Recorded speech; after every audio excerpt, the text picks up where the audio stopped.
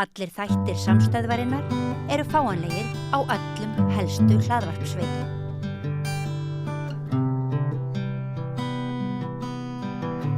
Já, nú ætlum við að fjalla bíó eða kannski ætlum við að fjalla ellina og dauðan.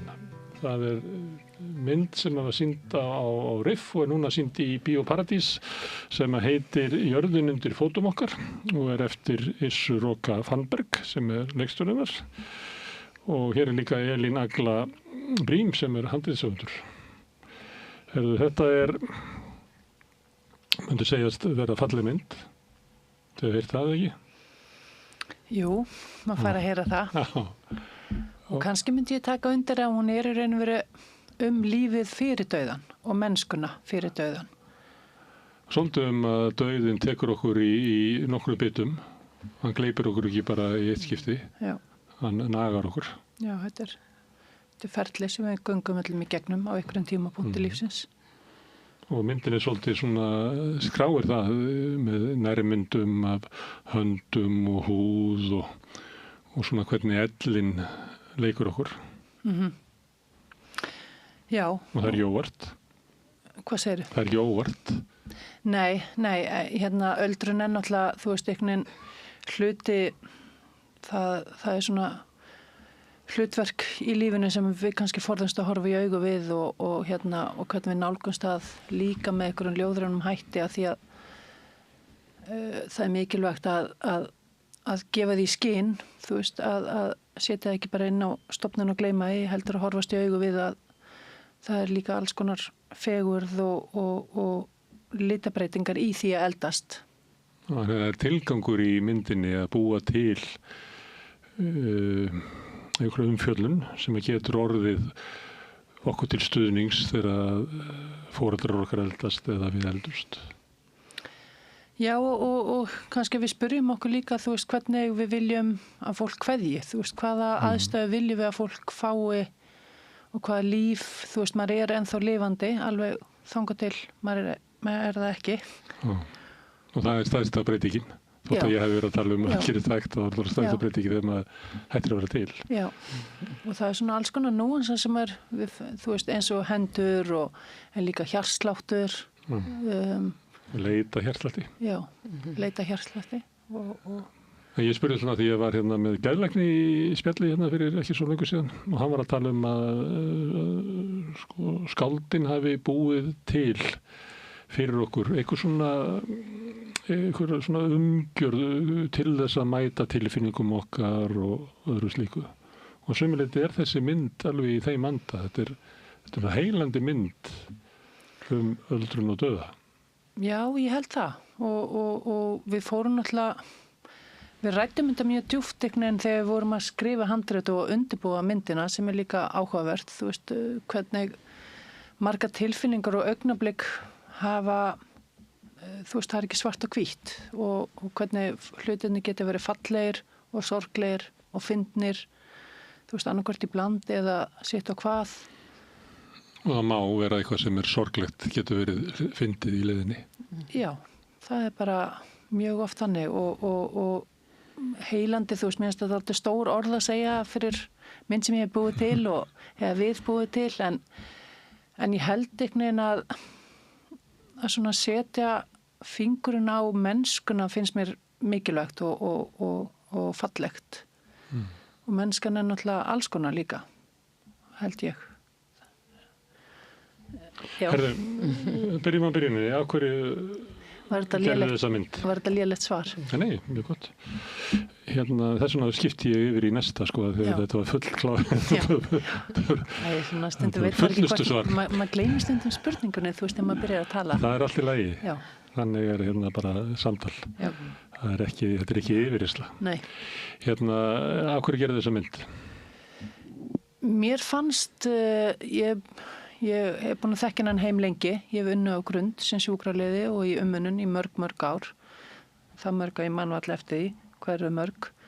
En mér fannst mikilvægt að sýna líka fegurðina við það að vera fullorðin. Þú veist, maður heyrir oft, ég er orðin svo ljót, ég er orðin byrði á samfélagið og stundum hefur við grínast með að við erum falleg þannig að við erum fertug og svo erum við ljót í ykkur ár og svo erum við aftur falleg þegar við eldumst og einhvern veginn að sjá lífið, finnst mér ótrúlega fallegt að sjá allt lífið í mannesku og þannig að það var, held ég, útgangspunkturinn að gera þessa mynd, að sýna Óður til gamals fólks. Já, í raun og veru. Ég verð að segja það og hérna svona útgangspunkturinn var kannski hérna skrýntestin hans Andy Warhols sem eru þegar hann fær fræga fólki til sín 1960 og þau sitja fyrir framan vélinni og það er látið rúlla eins lengi og það voru 3 mínútur og einhvern veginn þetta var fræga fólkið, fallega fólkið og mér langaði að gera þetta hérna við fólkið og grund var mér alltaf bara það var aldrei spurning hvert ég myndi taka á okkur öðru heimili. Og einhvern veginn, þú veist, og það að fá þessa sérimunu því að fólk er búin að fara í lagningu og fá að sitja fyrir framan vél og vera mikilvæg og falleg og hafa þessa virðingu fannst mér bara ótrúlega dýrmætt. Íslandi geti þetta Andy Warhol dæmi verið hérna myndirna sem Snorrarnir tóku á kaffibarnum, ég veit ekki, þeir eru kannski unga til að muna til því. Já, ég man eftir það. Var svona fallega smarta fólkið í bænum. Já. Þannig þetta er fallega smarta fólkið á grund. Já. Já. En þú talar þetta sem þá svona eins og, hvað við segja, svona einkalega reynslu þín að hafa unnið þarna. En þú talar svolítið þetta eins og þú viljir boða þetta út fyrir að það sé upplifun sem þú verður fyrir hérna fegurðina í ellinni. En þú vilt að aðrir sjáu það líka. Já, þú veist, þú leggur ekki stað að gera kvikmynd bara til að setja hún í skúffu fyrir sjálfa þig. Já, en eitt er að hitta fólk svona bara svona einkanlega tala við það þetta er mjög ljóðræn mynd og sem er litið verið þetta er svona ljóðræn upplifun sem hver veit fær, en ég heyri bara þetta að tala eins og að við sem samfélagið, við hérna lokum gamla fólki frá, við horfumst ekki augu við þetta, að komi tíminn til þess að draga það fram, þannig að við sjáum það og meðtökum það.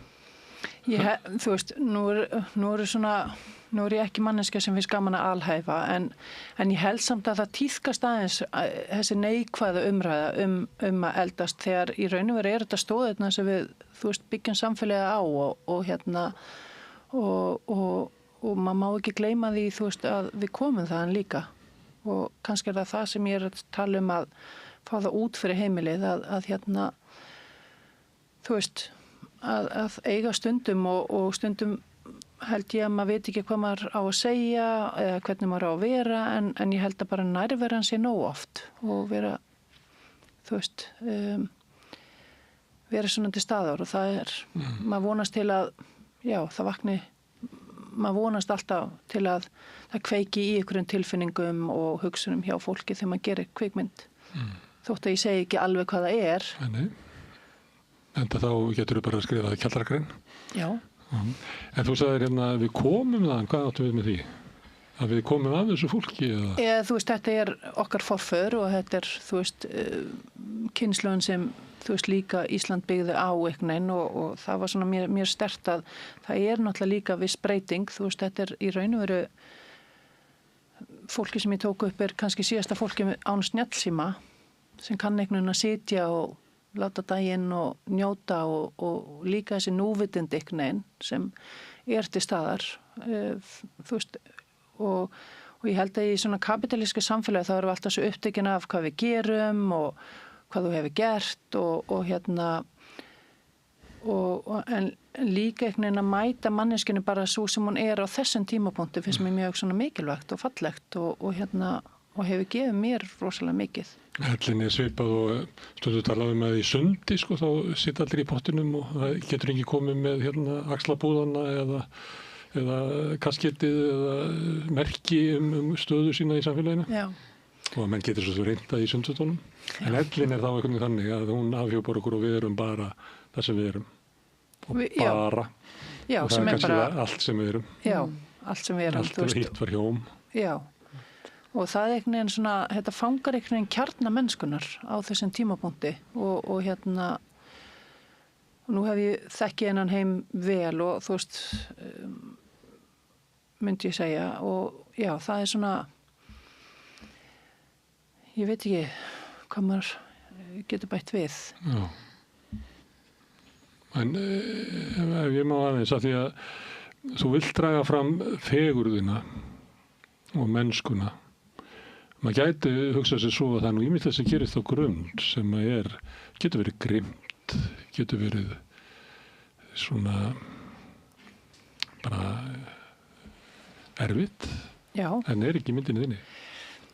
Ég ekki, það alveg svona, þú veist, erfið tónarnir þarna líka og mér fannst, þú veist, hræðslan mín fyrst og fremst því ég gerði myndina var að gera krútlega mynd og sæta mynd og einhvern veginn, ég hef séð fullt af myndum elliheimili og það var alltaf einhvern veginn gert þegar börn, eða þú veist, það var svona krútlegt og fyndið og skondið og Disney-vætt einhvern veginn. Já, og mér finnst við samt ekki forðast erfiðleikana þóttu sé ekki alveg og hérna, þú veist, það alveg tónar þarna sem sýnaða líka og hérna en, fólk sem ekki illa áttað held ég að sé kallað. Já, og auðvitað, þú veist, það ekkert ég held að engum langa til að missa heilsun og heimili sitt. Það bara staðan í dag að þú ferð á dvalarheimili eða hjúkrunarheimili, alltaf vera að breyta nöfn á þessu. Já. Ég kalli þetta elliheimili af því mér finnst elli ekki ljótt orð. Þannig að hérna, og það þú veist, en ég held að myndin forðast ekki en ég lagði alltaf út frá nei, við gerum það ekki á einhverjum tímabund þegar við vorum að vinna handrit þá töluðum við líka stofnunina, þú veist, hvað að vera á stofnun og allt þetta, en svo fljótlega kom í ljós að með því að hafa sjónarhornið alltaf á heimilisfólkinu og þeim, það líka viss svona pólitísk ákvörðun, þú veist, ekki vera þau fá vægið, þú veist, við vitum hitt. Það eru fáar senur sem að minna mann, eða sem getur verið á stofnunin, það kannski þegar það kemur maður á göngungrit og það svona kaffitími og það svona svolítið, stofnunin svolítið svona ábyrrandi. En yfirleitt þetta mjög nærri, kvikmyndatakana mjög nærri fólki. Maður velti fyrir sér sko hvernig þetta var gert eða bara kameruna bara svona langt frá höndunum á fólki. Þær voru mjög nálægt fólki og og hann hafði einstaka góða nærveru þótt hann talaði ekki íslensku og ég var kannski út af því. Já, þú veist, það líka bara svona blíleiki og líka þú veist að ég segi þetta alltaf einhvern veginn að vita að setja gardinu á réttan stað, bollan á sinn stað eftir tökur og ganga frá. Þannig að þau treyst honum einhvern veginn fullkomlega og ég var náttúrulega líka með og trausti var til staðar fyrir myndatökuna. Þú veist, þetta fólk sem ég sinni daglega. Þannig að það einhvern veginn djúp vinátta fyrir töku líka sem var mjög mikilvægt. Sem að segja það náttúrulega, maður finnur fyrir trausti sem að fólki gefur. Maður stundum verður maður svolítið hissa á því.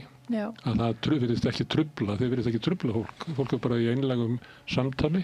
Já. Mjög erfið mál. Já. Og það eins og það viti ekki af ykkur.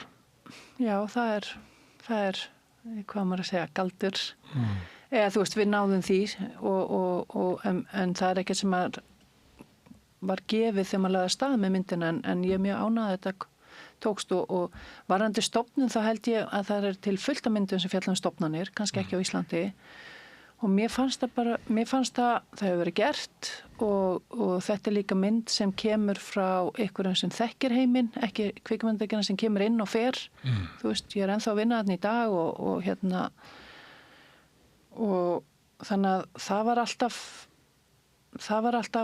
það varð fljótt ætlunin þótt að við töluðum stofnun og hvað stofnun þýðir en ég held að við snúðum því einhvern veginn í hvað það þýðir fyrir fólkið og það kemur, þú veist, í raun og veru að þessu eins og við vorum að tala Andy Warhol að gefa þeim vægi, þú veist, að gefa þeim orðið eða, þú veist, gefa þeim þennan stað og það var líka svolítið því að láta fólki vera svolítið svo, ég veit ekki hvað þetta kalla svona nakið eða svona með svona flata skráningu á viðkomandi þannig að þú kemur eiginlega bara og ég þá líklega trúin að þú sýnir þá hver þú ert á bakvið það ekki. Er það ekki þessi Andy Warhol? Nei, ég meinti þú veist að þú veist með því að gefa þeim þessa virðingu og þessa upplifun það þú veist, en það líka pólitísk ákvörðun að sýna mennskuna frekar en stofnunina, þú veist. Og stofnunin þá ertu að tala að það mikið álag að vera á stofnun. Þegar ég var ungur drengur eiginlega, þá vann ég á Kleppi. Og það rann náttúrulega fyrir mér eins og flesti sem að koma þangað inn að stærsti vandi fólksins sem þarna inni að vera á stofnun. Það það sem að veldur mest að svona, ef fólk sýnir agressjón eða sýnir eitthvað deyfð, þá að sumin þetta bara eðlileg viðbrögð við að vera bara í fullkomlega óeðlilegu sambýli. Þannig var nú fólk náttúrulega nauðungavist og svona, en það er kannski ennþá grófara. En þú ert að tala stofnun og þá ert að tala þetta, það sem fólk eiginlega lokað inn í óeðlilegu mannlegu samfélagi. Já, en ég ekki, þú veist, mér finnst samt, þú veist, allavega það er reynt að gera þetta heimili fólks. Þannig að þú veist að þau hafi sína sjálfsákvörðun og fá að ráða sér sjálfum. Fólk má alveg fara út þegar vill fara út, þú veist, og þannig að það er ekki alveg hægt að bera það saman við svona, og ég held að margir eru líka orðnir óöruggir heima. Og finnst gott að það sé einhver nærvera og einhver sem lítið til þeirra þótt þetta er ekki dansa rósum og þetta er erfitt og hérna en ég held að það sé samt reynt að leyfa þeim að ráða eins mikið þau geta, þú veist, og hérna þú veist, en stundum, þetta er náttúrulega bara flókið, stundum þarf maður náttúrulega líka að dobla fólki í alls konar þegar þau vilja það ekki að því maður veit að það er þeim fyrir bestu og... Ég var alls ekki að draga það þannig upp að fólk ætti ekki að vera á stofnun, ég er bara að segja það að vera á stofnun getur verið álag í sjálfum sér. Það er náttúrulega bara, þau tala þetta sem eitt stærsta áfall lífsins að fara á elliheimili, þú veist, Mamma fór á hjúkrunarheimili síðustu svona missirinn og var mjög ánægð með það fyrst, en svo var hún með svona elliglöp og fleira og áttu í erfiðleikum einmitt með stofnunina. Einangraði sín á herbergi, vildi ekki vera frammi af því að það var eiginlega ókunnugt og fekk svona eins og stundu gerist þegar fólk er með elliglöp, þá fekk svona létta svona paranoíu tilfinningar að eitthvað væri að taka dótið sitt og sem er hluti af þessu að vera allt í einu komið þarna. Já.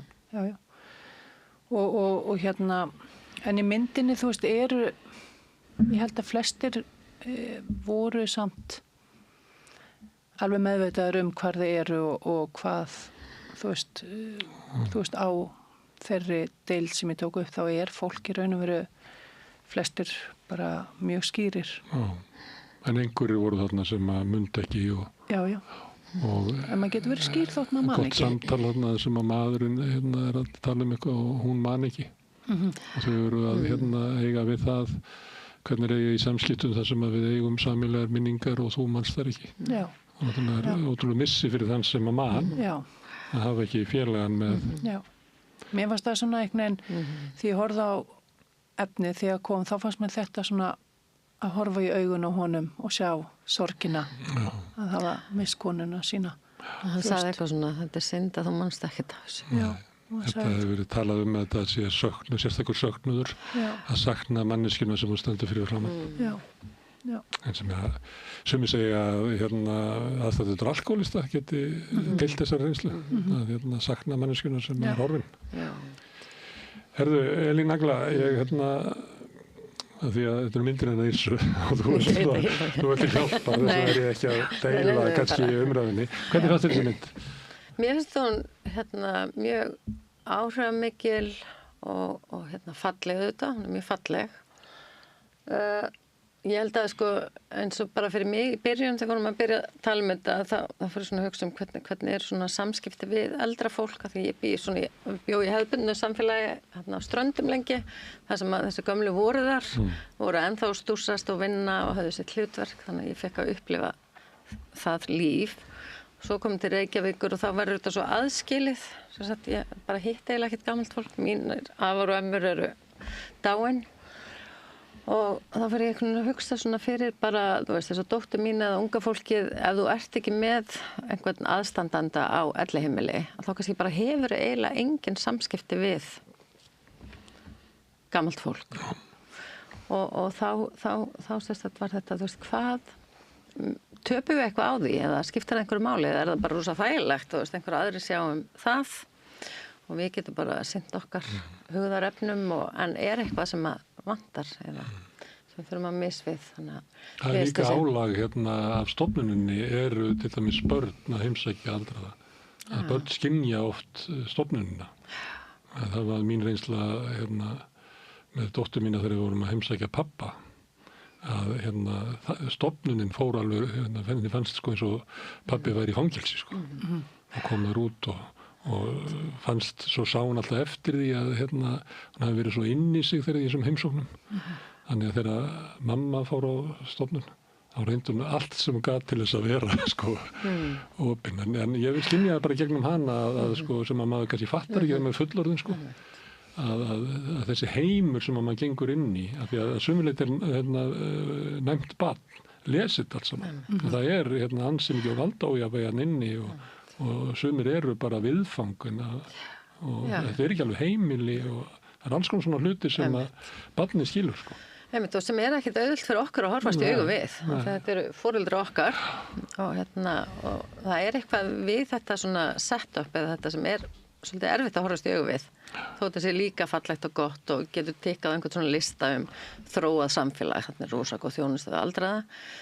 En það eitthvað svona persónulegt eða tilfinningalegt sem ég held að sé erfitt að sjá og horfast í augu við. Persónunar eru svolítið, það eru komnar á síðustu metrana, þetta er háaldra fólk. Þetta er ekki gamalt fólk, þetta er bara háaldra fólk. Og komið inn á hjúkrunarheimili eða heimili, þetta ekki hjúkrunarheimili? Ég held að í dag kallast þetta hjúkrunarheimili. Já. Held ég. Já.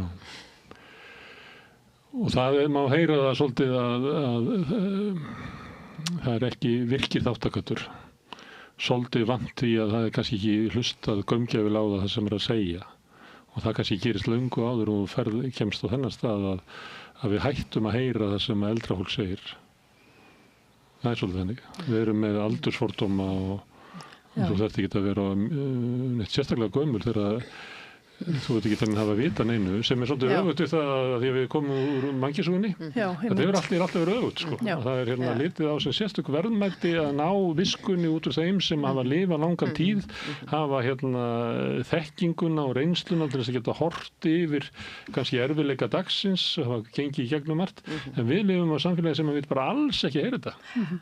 Var þetta ekki fyrir ekki bara í bankahruninu að það hafa talað einn eldri mann sem var með eitthvað svona eftirlitshlutverk í bankunum og hann var látinn hafa einhver svona hot-skrifstofu og það nefndi enginn að tala, þú veist, þegar hann var að segja við höfum nú kannski séð áður svona uppsög, þú veist, það einhver merki eitthvað að því ég man söguna en það voru, þú veist, þessir 28 ára eða 33 ára gaurar sem bara, þú veist, ég ekki að fara að hlusta á þennan eldri sem hefur einhverja yfirsýn og samhengi og reynslu til að miðla.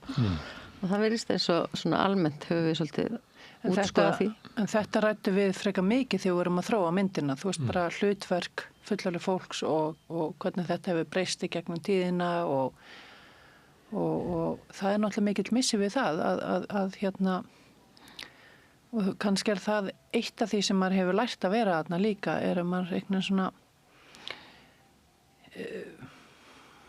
þú veist, af hverju erum við hætt, ef maður spyr sig, af hverju erum við hætt að hlusta á fólk sem veit miklu meira en við í raun og veru mjög margar hluti.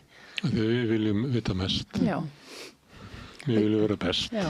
Og það eitthvað við að því að myndin þú veist, hún hæg og róleg svona þeirra tempói og ég held bara að það sitja í gegnum myndina að þá eitthvað við að fá að horfa inn í heiminn og horfa á þetta fullorðna fólk og þetta gamla fólk að það hreyfir við einhver svona minni að ég sakna þess að sitja með eins og ég man eftir sem krakki eða unglingur með af og ömmu og það var ekkert að vera það var ekkert endilega að vera að greina eitt eða neitt eða að ræða eitthvað það bara var þessi stöðuleiki og þessi svona fegurð og þessi mennska sem allan ég finn í mér að ég sakna og ég held að svona almennt sakna þess svolítið og mér finnst myndin bjóða innsýn inn í það það eitthvað þó þetta sé sorglegt og sumir orðin smá heilabilaðir og það dauðin bara á rúmstokknum en það eitthvað þar sem að samt gefur mér ró og staðfestu og svona ég veit hver ég og hvar ég Það eitt að það sé svona hægara taktur og ég tek svona persónulega viðtöl við þetta borð og það í svona annað hvert skipti það sem afi og amma heimilið sem eiginlega var bara bjargarhringurinn í uppeldinu. Man geta hvarið, það bara kyrrð og ró og eitthvað slíkt.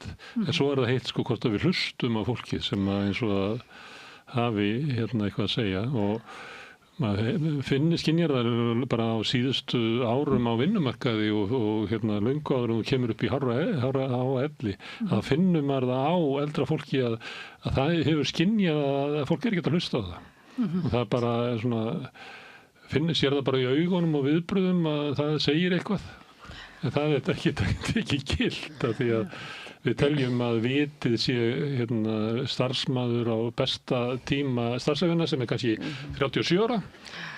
Svo hörnum við bara mjög rætt þetta. Já, þú veist, og það náttúrulega bara vestrænt viðhorf sem einhvern veginn sem sorglegt. Er þetta vestrænt eða við sérstaklega slæmi í þessu Íslendingar? Ég held að þetta sé vestrænt. Ég held að mörguleiti setja vestrænt líka. Vestrænt, ekki bara á Norðurlöndum og en ég veit það ekki, ég hlusta náttúrulega líka þú veist ég held að þetta sé vestrænt viðhorf að mörguleiti. Þetta náttúrulega algjört rof í mannkynssögunni. Alveg frá því að við komum úr hellunum þá höfum við haft það öfugt sko. Það berum við virðingu fyrir gömlu fólki. Já. Og það kannski, þú veist, ég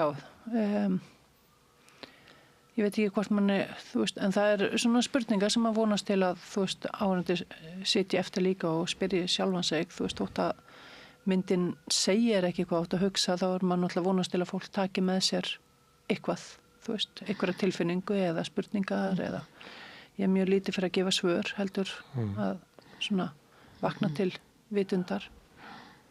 Það mér svona að ræða umfjöllunarefni myndarinnar. Men þetta eitt í huga því að við tala þetta vestræna menningu að ég var eins og í Afríku og þar náttúran mjög kvik en ég fekk að vera smá sýkingu í eyrað og bólnaði upp á hótel Eyrnalæknis sem að var maður sem að var svona 65 ára líklega. Hann sagði mér sögu sína að hann hefði farið sem ungu maður frá Tókó til Þýskalands og lært til læknis og starfað þar sem læknir og átt bara ágætisferil. Og ég spurði hann af hverju kemur heim og ég held að þetta væri svona að maður væri alltaf á leiðinni heim og eitthvað svona. Hann sagði ég get ekki hugsað mér að verða gamall maður í Evrópu. Það sem að fólk bara deyr eitt í blokkaríbúðum eitthvað svona. Ég ætla að eyða elli minni í mannlegu samfélagi. Þetta sagði mér. Já. Og það var svo margt annað í samfélaginu í Afríku sem myndi mann á þetta að kuldin í okkar samfélagi komin náttúrulega út yfir allan þjóðarbál. Sko. Já. Og þess vegna þú að búa til óðu mennskuna. Ef þú værir í Vestur-Afríku þá væru kannski ekki að fjalla þetta vegna þess að þetta það sem að fjallum það á annan máta ef maður skildi, þú veist. Já, þetta náttúrulega bara og það náttúrulega mjög, þú veist, það ekkert, þú veist, það náttúrulega fylgir, þú veist, að eldast að vera einmanna, þú veist, og við kannski mist makan og mist börn og eins og kom fram í myndinni, það allir farnir sem að voru með okkur á einhverjum stað, ég man það ekki.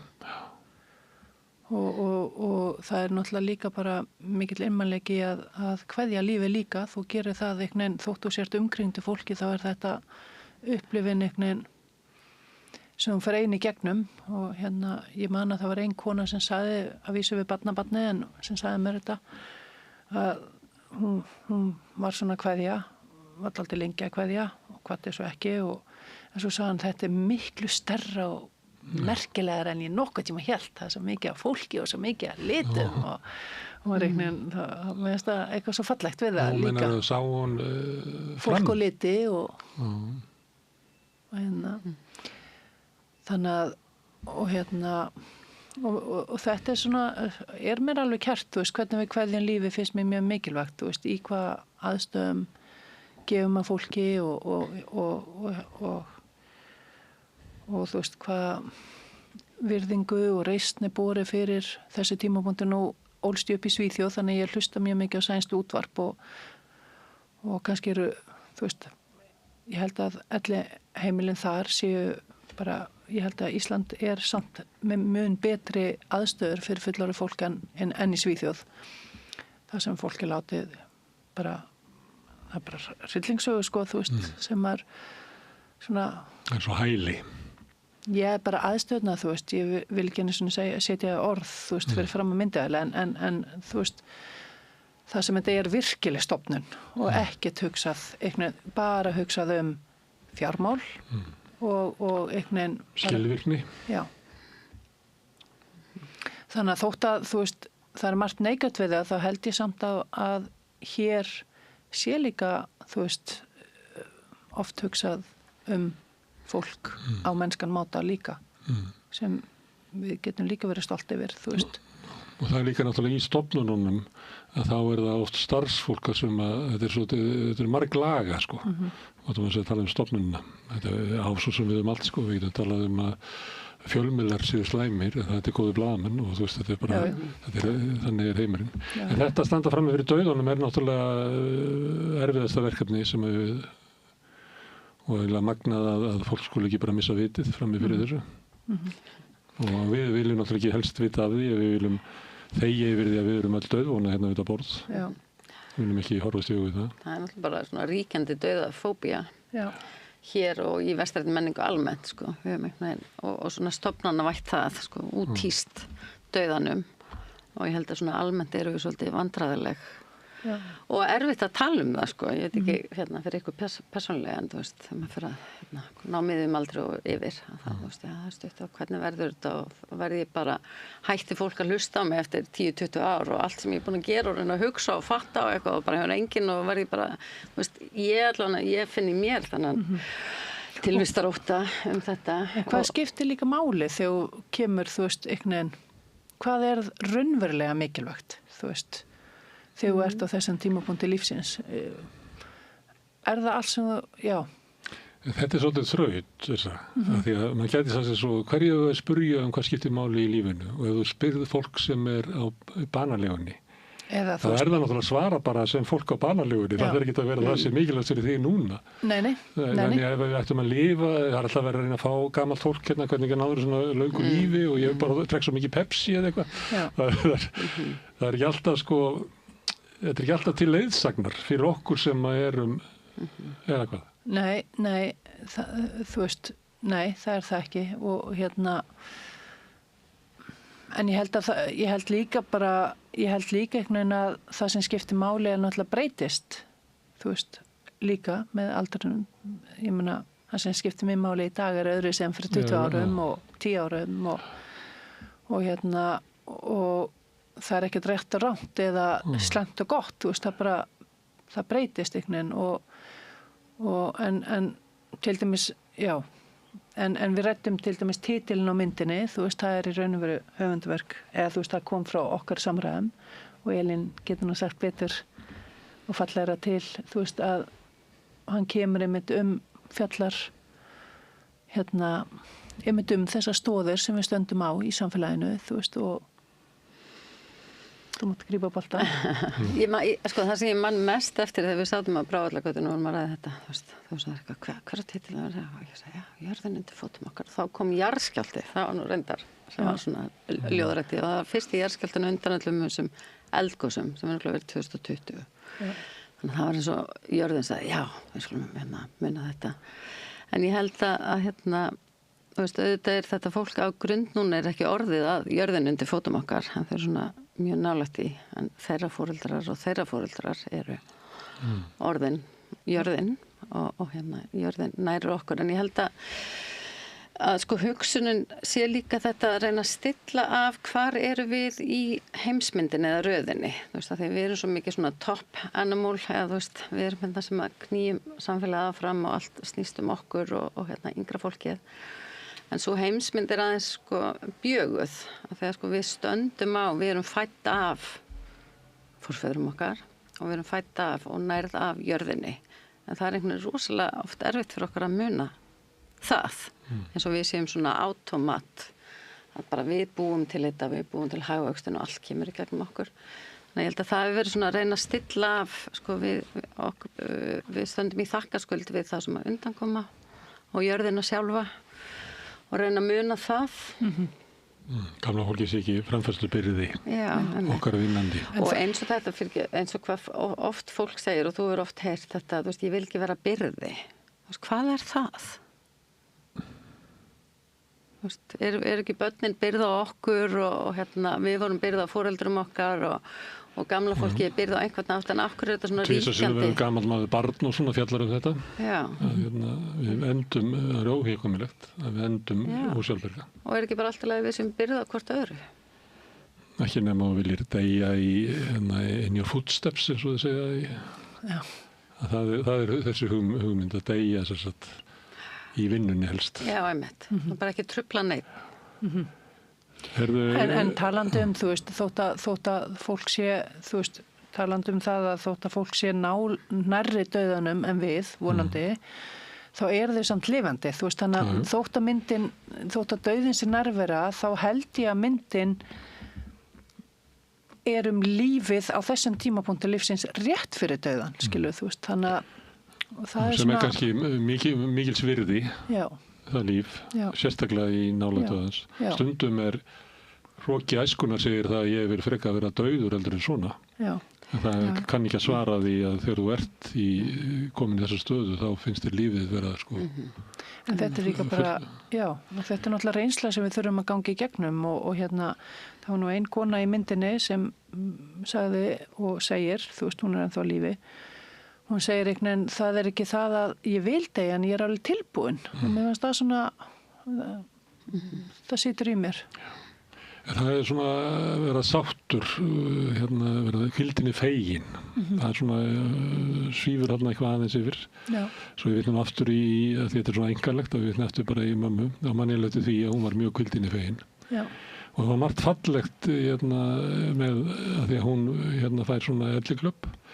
Og þá verður æskan hennar einhvern veginn ljóslifandi. Þannig þegar maður kom í heimsókn þá spurði hún hvort að Gunni bróðir sinn hvort ég heitt hann sem var löngu dáinn þannig og hún talaði mömmu sína og pappa sinn eins og þau voru á lífi og sömurinn þau hugsaði og út af þessu þá verður til hugmyndin að við séum aftur að fara til fólksins okkar því það var svo ljóslifandi fyrir hana. En svo kom líka augnablik það sem að hún var svona einhverju skeld gagnvart dauðanum eða getuleysi sínu eða einhverju slíku þannig að líka þannig að það er ekki bara svona ein leið til þess að þetta er svo stórt að það er allt í senn sko. Það var bæði eitthvað sem þú getur fagnað en líka eitthvað sem þú óttast. Og þú óttast margt, ég mun að skilja fólki eitt eftir og þú óttast verki og sársauka og hvað verður og alls konar reiknin. Þú talandi svona jörðinni til fótum okkar og að við stöndum á öxlum þeirra sem hafa komið áður. Þú gerðir mynd mömmu þín eða ekki? Jú. Það sem hún að vefa, það hlýtur að vera það sama eiginlega. Já, þú veist, já. Og svo mynd fjalla líka einhvern það að reyna nálgast viðfangsefnið sem er kannski ekki tilbúin í að verða viðfangsefni og svona, hvað sem tókstreitu og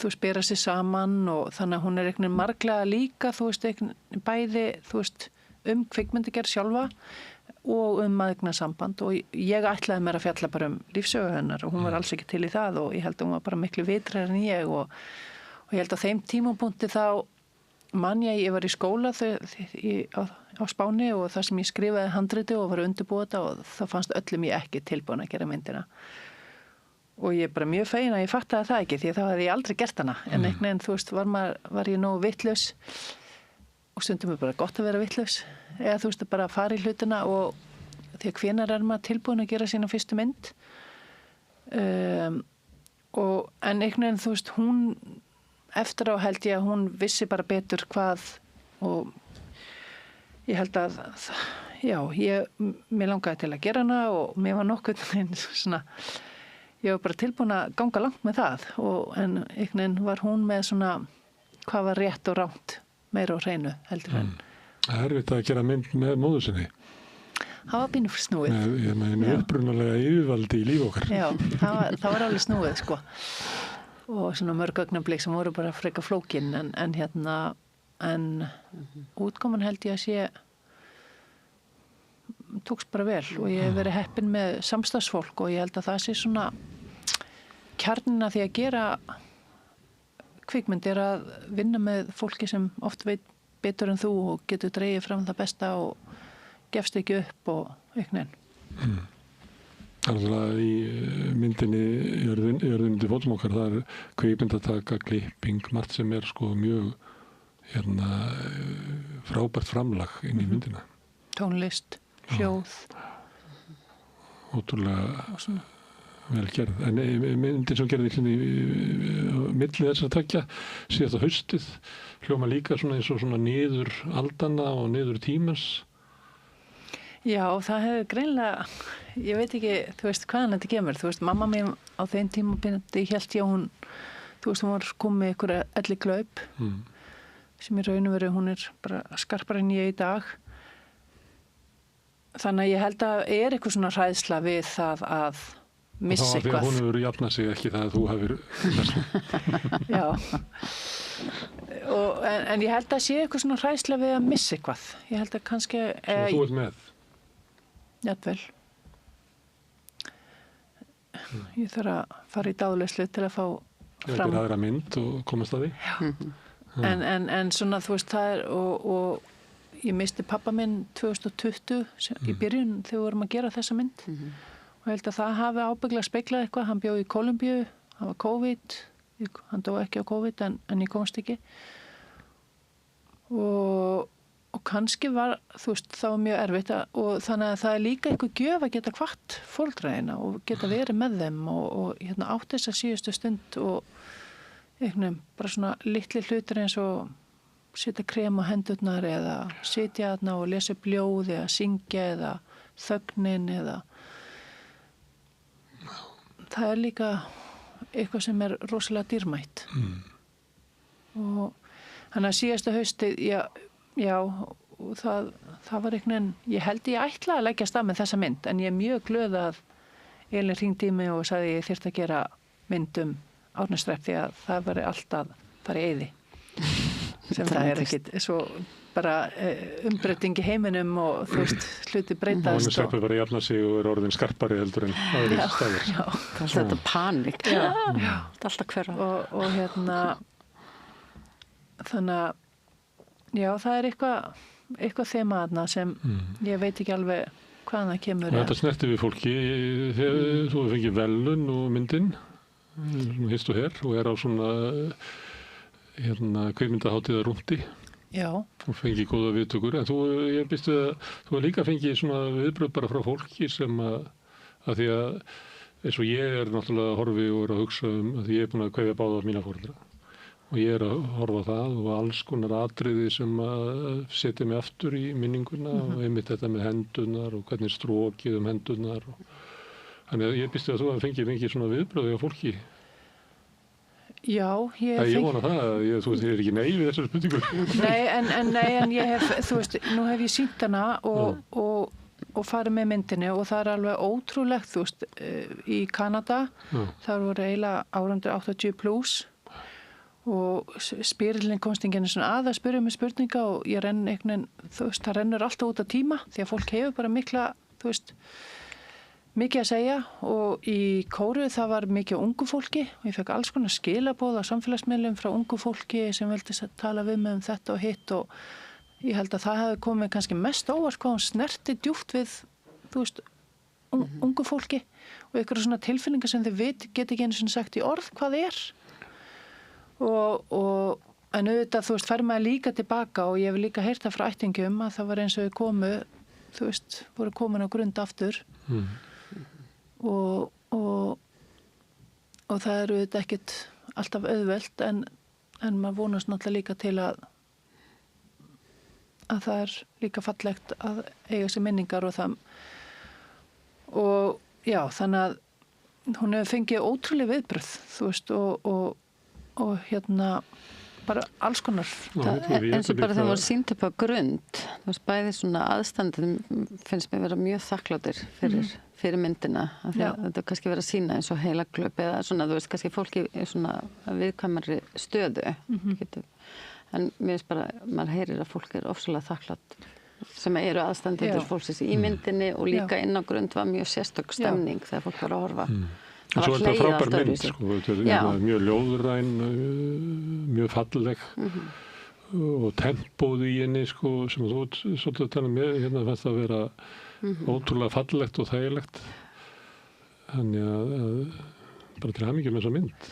Já, það er náttúrulega líka, þú veist, þegar maður, þú veist, sér hann í bíó líka, þegar maður gefur svona tíma að fara og maður fær þú veist, 1,5 tíma að sitja í þessu tempói, held ég að hafi gefið fólki mikið og þá mjög falleg eins og Elín nefndi á Grund og fólk sem mannalega situr ekki kjört, bara var helgleipið einhvern veginn af myndinni og hérna og það var ótrúlega fallegt líka og geta deilt í með sumum í myndinni sem komu og það var nú eitt sem sagði ég held nú að þetta er ekki neitt og Mér fannst svolítið merkilegt eins og sko á frumsýningunni að það var miklu yngri áhorfendahópur og oft hlegið að þeim margt fyndið og skemmtilegt og góð stemning líka og svona og svo deginum eftir á Grund þá var ekki hlegið á, þú veist, það var allt öðru hlátur svona punktar. Kannski líka heyri fólk. Já, og ekki það ekki verið, það var bara gaman að fá uppsjá hvað það var öðruvísi, hvernig þau sá. Já, en það er svona ég bjóst ekki við að maður gerir náttúrulega mynd og maður sýnir hann alveg fólki og maður er alveg meðvitað að en ég held að hún sé að snerta fólk miklu meira en ég átti nokkuð tíma að vona og ég fæ þetta bara út á götu og hérna það er mætt í sund. Alltaf ef þú gerir mynd mennskuna, þess að mín þá snertir þessi fólki. Já, en þú veist, maður veit aldrei hvort það heppnast eða ekki, þú veist, það er náttúrulega hægt einhvern veginn. Ég heppnaði það þér. Ég ætla bara að óska til hamingju með þessa mynd. Þetta er stórkostleg mynd sem þetta er að horfa á sem listaverk, en er líka frábært innlegg bara inn í umræðu okkar okkur og öldrun og virðingu og... Ertu ennþá að vinna á Elliheimili? Já, ég var að vinna í morgun. Á Grund? Já, og mér finnst það mjög gefandi starf. Þú veist, ef þú gefur eitthvað af þig, þá færði mjög mikið tilbaka. Og fólk er oftast nær þakklátt fyrir og kannski... Þannig þú trúir ekki að... Er eina fáið sem hlæja djókanum mínum, en hérna... Nei, en þú veist, það er mjög þakklátt og gefandi starf, þú veist, og maður, þú veist, einhvern veginn líka nær maður, þú veist, að maður er bara maður sjálfur og hérna, þú veist, ég lærði að vera með varaleit í vinnuna og svona, það er mjög mikilvægt. En þannig, já, ég vinna þarna ennþá og já. Og þú trúir því að ef maður gefur, þá missir maður ekki eitthvað? Hvað meinar þau? Svolítið stemmingin í samfélaginu var þannig að það megi ekki gefa neitt af því að það tapar. Já, nei, þú veist. Þú orður öðru, því meira svo gefur þá meira færðu. Já, og nú kenn ég líka og einhvern veginn, þú veist, finnst mér alltaf mikilvægt að vera gjafmildur af sinni kunnáttu og þú veist, bara ég held einhvern veginn og í gegnum tíðina, ég og Elín kynntumst nú þannig að hún var einhvern veginn skrifaði mér og ég sendi hana alls konar myndir og alls konar, þú veist, ég trú á því að maður sáu því sem maður frægir. Ég held að þú svara einnig spurningum með 10 blaðsjum, það var mjög ítalega góð og örlátt svar. Þannig, þú veist, og einhvern veginn líka bara með unga kvikmyndagerðamenn og þú veist, nú hef ég haft ótrúlega lítinn tíma í ár en þú veist, einhvern veginn að deila með sér og ég held að það sé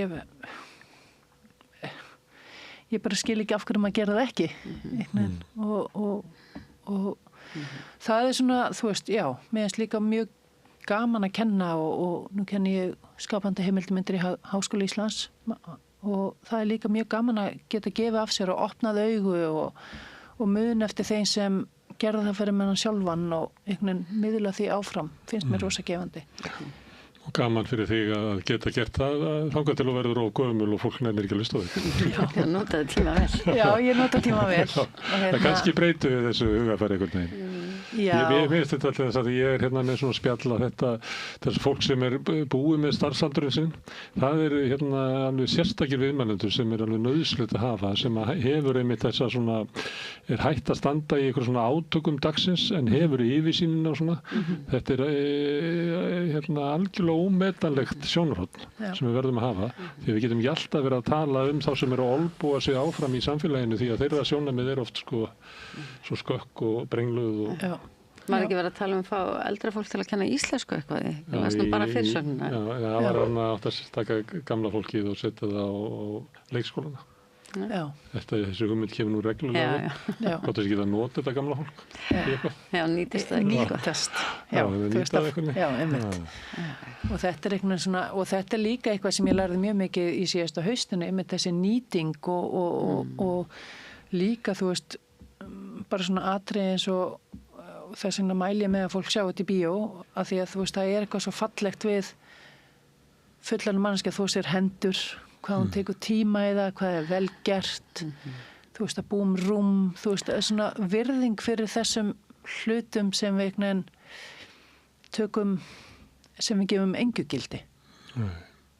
Já, sé sengi sig hrist á réttan hátt, þannig að það sé jaft í henni, það sé ekki eitthvað svona kokkull þarna. Hver vil sofa með þannig sæng?